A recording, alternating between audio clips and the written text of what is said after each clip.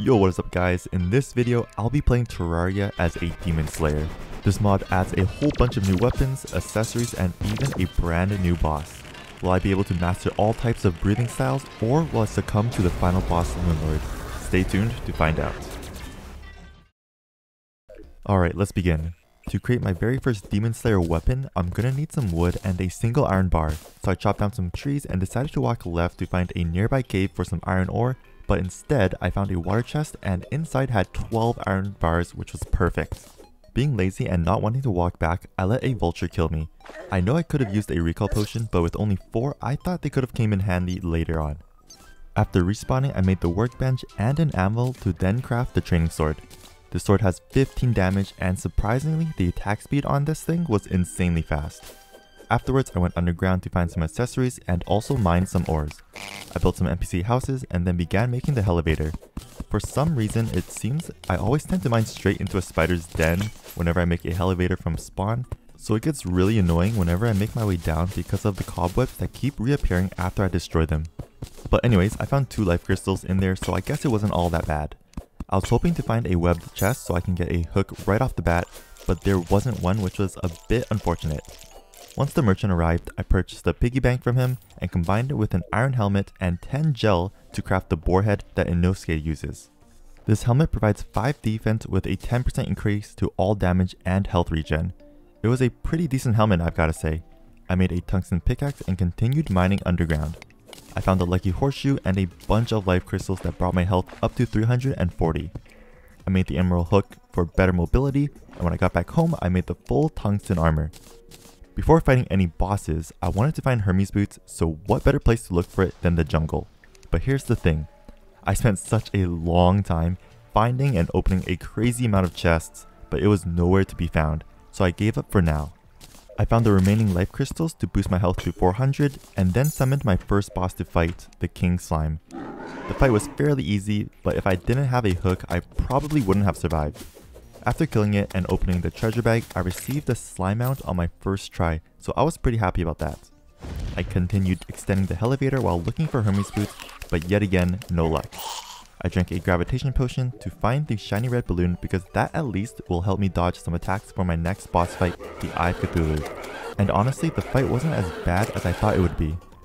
Afterwards, I went straight to the corruption to summon the Eater of Worlds, and just like the other 2 bosses I fought previously, it was quite easy. With all the life regen objects like the heart lantern, campfires, and honey, I was able to keep my health up high throughout the entire fight. I killed the Eater of Worlds one more time to make sure I had enough shadow scales to craft the full shadow armor and the nightmare pickaxe. With the effect of this armor giving me 21% more attack speed, I was swinging my weapon at insane speeds. The next boss I'll be fighting is Skeletron, and after defeating him, I'll be able to obtain my next 2 weapons, but before that, I needed Hermes boots. Since I couldn't find any in the jungle or in the underground caverns, I went to the desert biome and found myself a pair of Dune Rider boots. It had warding on it too, but I kinda deserved it after searching for such a long time, don't you think? After getting the boots, I built an arena at the dungeon, but right when I was about to go back and start the fight, the goblin army invaded. I really didn't mind this since I can start making Demon Slayer accessories after finding the Goblin Tinkerer. After defeating the army, I went underground, found the Tinkerer and purchased Rocky Boots and the workshop from him. To make an accessory that Tanjiro uses, I had to find another pair of Hermes boots.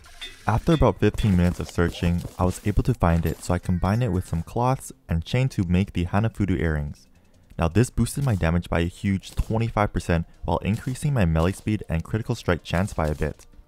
The next night arrived, but another goblin army invaded, which was super unlucky. I went to the dungeon anyways to summon Skeletron because there's no way I'm spending that long of a time to defeat them again. Plus, I felt pretty strong, so I kinda needed the challenge of fighting both the boss and the invasion at the same time. Since I only had a true melee weapon, the only time I could get some consistent damage in was when Skeletron did its spin attack, so the fight took a bit longer than usual. After defeating Skeletron, I went down the dungeon and found myself the Cobalt Shield with the Shadow Key. The key will be used later on to obtain the Flame Lash inside a shadow chest for my next weapon. I also searched around the dungeon for the Water Bolt because that will also be used for a weapon. I finished making the elevator, so I explored hell to find some shadow chests. Once I found the Flame Lash, I crafted the Breathing Style Ember Sword. Left clicking shoots out sparks of ember that lingers on the ground, while right clicking shoots out a homing ball of fire. After defeating the goblin army once again, I made the breathing style Waka sword. It's kinda a funny name, but apparently it's also known as vapor breathing. This sword shoots out vapor that disappears on hit, and it can shoot water bolts that bounce off terrain. Afterwards, I went back down to hell to mine some hellstone for the molten armor set. Now it's time to fight the wall of flesh. I ended up using the ember sword, and with a sword like this, I could deal damage from super far away without having to worry about the wall of flesh getting close to me. Once the wall of flesh was defeated, I went to the corruption to break demon altars to spawn hard mode ores. After collecting enough titanium for the full armor set, I summoned the destroyer. I used the Wawa breathing style sword, and with its piercing projectiles, it absolutely shredded the metal worm. I was dealing over 1000 damage a second, so the fight didn't take long at all, and afterwards I killed some wyverns for souls of flight and then made demon wings. So apparently Rengoku, the flame Hashira, spawns after killing the queen bee. After waiting and waiting for such a long time, he finally arrived. The first item was the Rengoku family cloak, and this accessory gave a massive 20% increase to damage and critical chance, as well as 15% increased melee speed. It sold for only 7 gold, so it was a pretty good price. He also sold 4 new breathing style swords: flame, water, wind, and thunder, but they all cost over a platinum each, so I had to pick carefully of which one to buy. In the end, I chose the flame breathing style because in the anime this was the most badass in my opinion. Oh, and if you haven't watched it yet, then stop this video right now and come back after you've finished. Left clicking spews out lines of flames while right clicking shoots balls of fire that explodes and lingers on impact. With this weapon, I took on the twins, and I've gotta say, this weapon is just a bit tad overpowered. I killed the twins in under a minute. After the twins, I summoned the last mechanical boss, Skeletron Prime, and just like the twins, this boss stood no chance. I summoned the destroyer a few more times to collect more coins to purchase the next 2 breathing styles, water and wind. The water breathing style has the ability to shoot out razor blade typhoons, which was insane, while the wind breathing style has the ability to summon a goddamn tornado. I mean, how cool is that? Before going down into the jungle to find the Plantera bulb, I went down to hell to farm some demons and red devil banners. But as you guys know, these types of monsters don't spawn frequently, and I'm not going to spend hours upon hours waiting for them to spawn, so I installed a mod to increase mob spawn rate to help speed things up. With the banners, I've made my first rank patch, the Mizunoto rank. It gave a measly 5% increase to damage and speed, however, this can be upgraded using more demon and red devil banners. I kept farming the red devil banners until I was able to upgrade the rank patch to Konoe. That gave a whopping 50% to melee damage and speed. There was one more rank patch that I could upgrade to, but I figured I wasn't just ready to become a Hashira just yet. I went down the jungle and found the Plantera bulb. With how I am now, I didn't think it was necessary to make an arena that big, so after clearing just a bit of space, I broke the bulb to summon the boss. With the flame breathing style, Plantera got burned into smithereens. I barely even took any damage as well. After defeating Plantera, I made my way into the temple to summon Golem. At this point, I realized I was just like way too strong, so there's really no need to upgrade anything any further but to explore the entire mod. I decided to keep improving myself. The next weapon I made was the cursed flame breathing style. However, upon using it, I instantly died, so I actually had no idea what was going on. The right click worked fine, but as soon as I left clicked, I got killed by my own shadow flame. I also made the beast and insect breathing style swords. The beast style was a bit weird. Attacking with it made my arms go wild, but it also had the ability to shoot ice crescents, while the insect style is able to spawn bees that home onto enemies. I went to the dungeon to then summon the lunatic cultist, but noticing how I've been using the flame breathing style much more than the rest, I decided to alternate between the styles, although I still prefer the flame over the rest. Now this is where things get even more interesting. I've chosen to walk the path of a demon, so I drank a vial of demon blood. Now that I'm a demon, I gain the stats of a demon. However, I'll start to burn up while it is day, so I must go underground and wait until night arrives. If I was going to become a proper demon, I'm gonna have to go all out, so I crafted a vial of Muzan's blood. and from the anime, if a demon drinks his blood, their powers will increase. So now I've become a false moon demon. I tried using the Shadow Flame breathing style because I thought I had to become a demon first before using it, but I was so wrong. Before I take on Moonlord, I farmed one last red double banner to finally become a Hashira. Now I'm a demon Hashira. Never heard of that before, huh? With the rank of a Hashira, it boosted my damage and speed by 75%. Like, holy crap, those are some insane numbers. When I arrived, I destroyed the 4 celestial pillars and then awaited Moonlord. I ended up using the water breathing style because of its homing projectile, so I can mainly focus on dodging attacks. And I actually didn't know what the thunder breathing style did, but after realizing that it made me turn into Usain Bolt, I figured I'd use it to improve my dodging capabilities.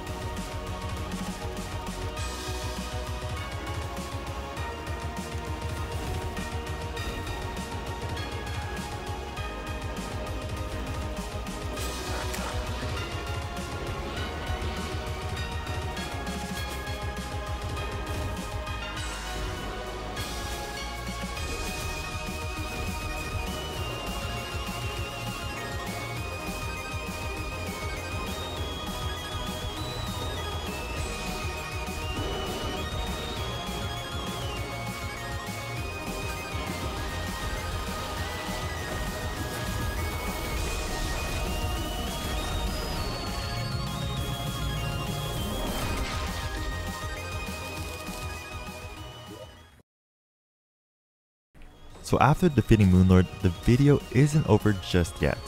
There's actually one more boss for me to fight. By using the Crest of Destruction made from a celestial sigil, I was able to summon Zalgoth, the Aspect of Destruction. This thing was insanely fast and it could shoot a whole bunch of lightning, although I noticed it was quite weak when it came to damage, but the health it had was a lot.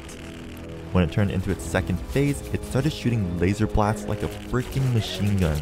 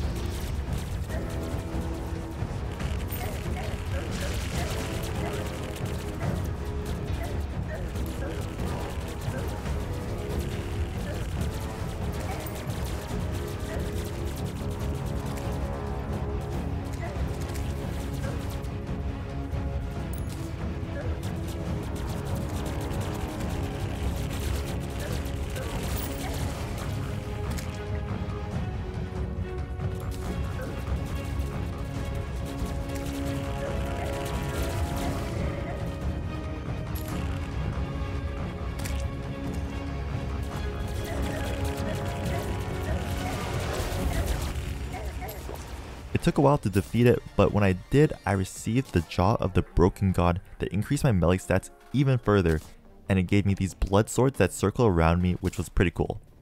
It also dropped Zalgoth's blood, which I of course drank because I was curious as to what it would do to me, and it ended up turning me into a demon god. I might as well just be invincible at this point. Oh, and by the way, the reason why I wasn't burning due to the sun was because I made some sunscreen. Yes, there's actually sunscreen in this mod that protects you from sunlight. There are still some weapons to be attained, and the next one was the moon breathing style. It's dropped by Moonlord, except after killing it a million times, it never drops, so there might be a bug right now that's preventing it from dropping. So I had to use a cheat to get one. After obtaining the moon breathing style, I used it to craft the moon breathing art, and this weapon was just insanely strong. I was dealing up to 30,000 damage per second. Now for the last breathing style, which was the sun, it's made by combining 2 of the 4 main types of breathing styles: flame, water, wind, and thunder, along with the Star Wrath and the Terrarian Yo-Yo. If you thought the moon breathing art was insane, take a look at this. I could summon firebirds at speeds you couldn't even imagine, and the damage I was dealing per second? Almost 100,000.